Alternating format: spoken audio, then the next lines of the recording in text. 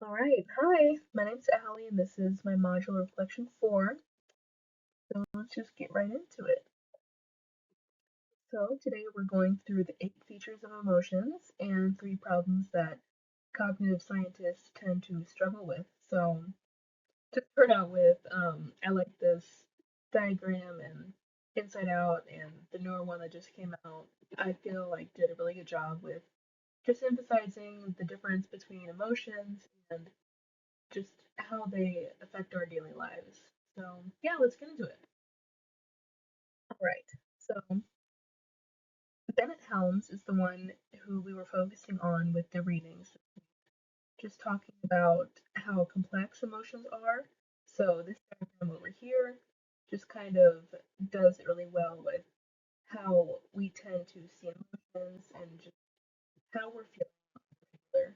So, Bennett obviously explains that it's important to understand how these emotions work and how they influence our actions and shape ourselves. So I also like this because situations are going to form your thoughts, and then your emotions are going to influence your behavior. So he says that any good cognitivist theory must tackle the 8 big ideas. So obviously, emotions are much more complex. Like, you might be sad, but that could stem from a number of different things, like feeling hopeless about a situation is very different from if you're tired. You never know where those different things are going to stem from. So, all right, and starting off, we have intentionality. So, basically, emotions have purpose. There's going to be intention behind them.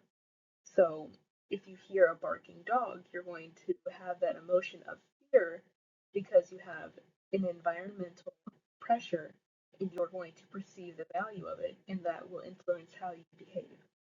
So, basically, each one of these features I've backed up with a quote from Helms and the same text. So, from intentionality, he says that not only does it make sense, but it also gives an of perception. That's why I like this one. It also came from the book here. It's figure 19.8. So it's going to be more of how those emotions are going to reflect a certain assessment of.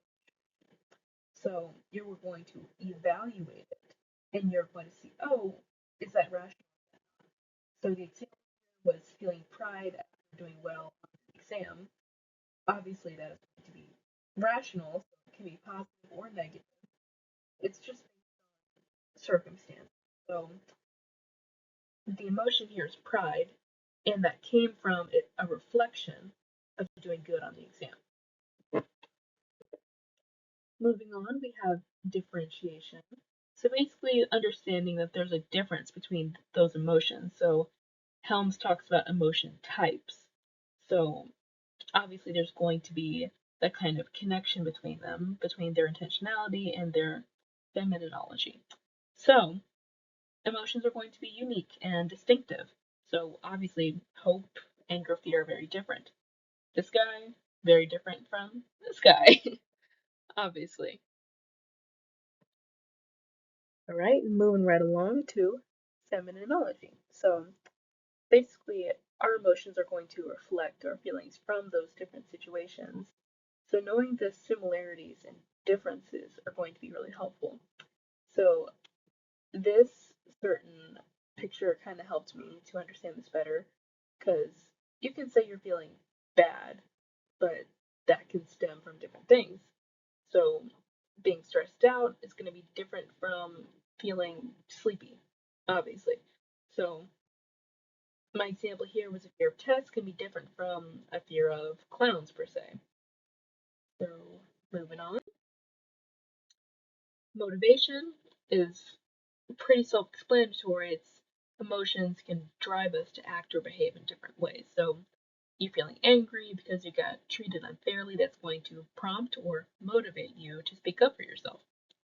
So this also goes into the study of Damasio talking about the somatic markers that motivates us to intentional action which points back to our intentionality in our first point. So obviously all of these things are going to be unified as well. And it ties in here. I mean, your environment, your background knowledge, it's a difference between that feeling and behavior. All right, 6, our causal structure. So this is going to be that emotions have a lot of causes and effects on our body and our mind and motivation from our point that we just covered. So one of our examples would be stress. So the emotions that go with that can be a loss of confidence, it can be depression, it can be irritability. But that also has a lot of cause and effect on our body, our mind, our behavior. And it just kind of all comes into this circle, this cause and effect.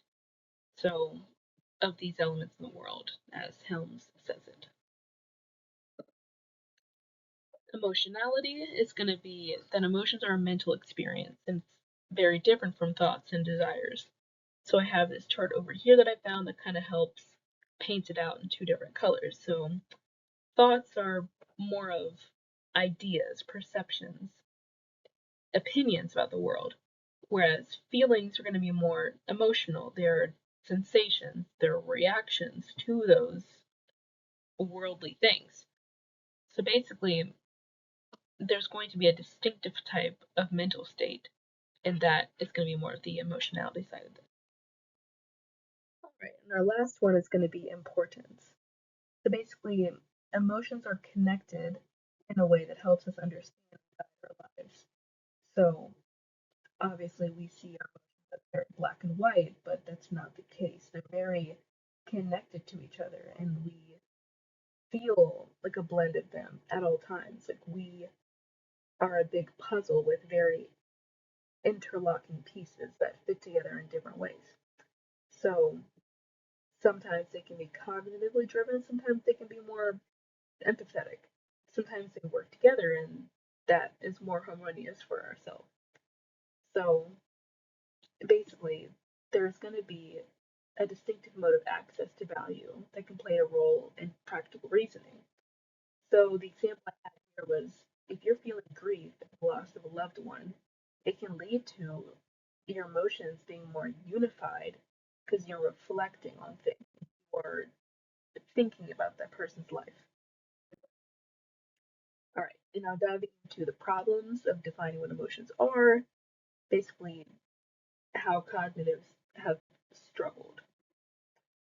So, first one is going to be circularity.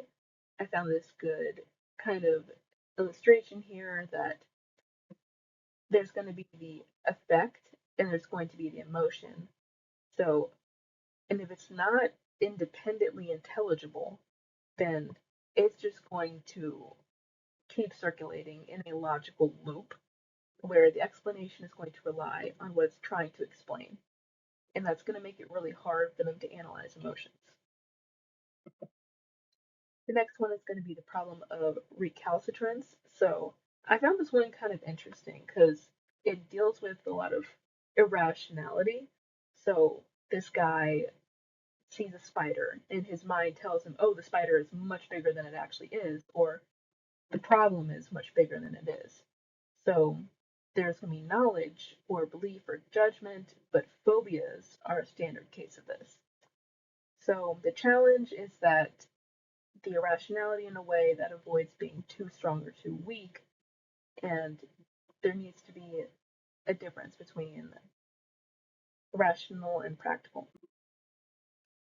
The last one is phenomenal unity, so basically the unity of emotions, cognition, and motivation. That can be hard because obviously you we don't associate them with each other very much because if you're cognitive, then you don't really think about how it affects certain elements, but they do loop together. And I have this quote from there that talks about that. So, final tips and takeaways: emotions are complex. Those cognitivists need to recognize the rational and irrational. And then Helm emphasizes the need to respect the unified phenomenology of emotions, which challenges reductionist approaches. Thank you. And I also added some chemistry because I'm a biologist. And I thought it was kind of cool how serotonin and endorphins, oxytocin, dopamine, we've heard of these before, that this is brain chemistry that shows that emotions are driven biologically and anatomically as well. So, yeah, that's going to be it for Module 4. Thanks for listening.